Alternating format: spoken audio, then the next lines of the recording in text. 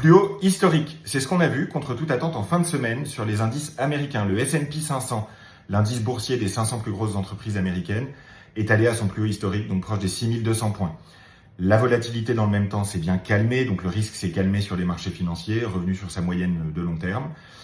Et l'or, bien sûr, la valeur refuge par excellence, a un peu baissé également, ce qui est normal quand les tensions s'apaisent.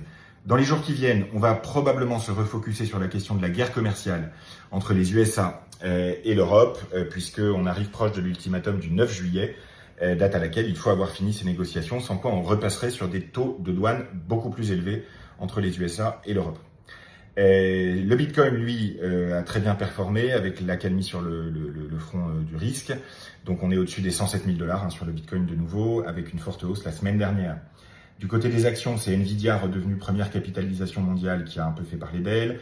Nike également qui a plutôt positivement surpris avec son plan de relance.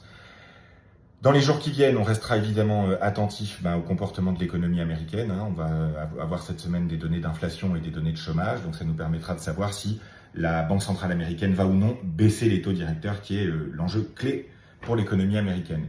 Pour l'instant, un début de semaine plutôt calme sur les marchés financiers. N'hésitez pas si vous avez des questions ou des remarques. Il se passe pas mal de choses. Restez concentrés avec l'ouverture aussi de la saison des résultats d'entreprise de nouveau, voilà, dans les jours qui viennent. Ça va être intéressant et ça permettra d'y voir plus clair sur l'impact des droits de douane au deuxième trimestre sur les entreprises américaines, entre autres. N'hésitez pas si vous avez des questions et bonne semaine à tous.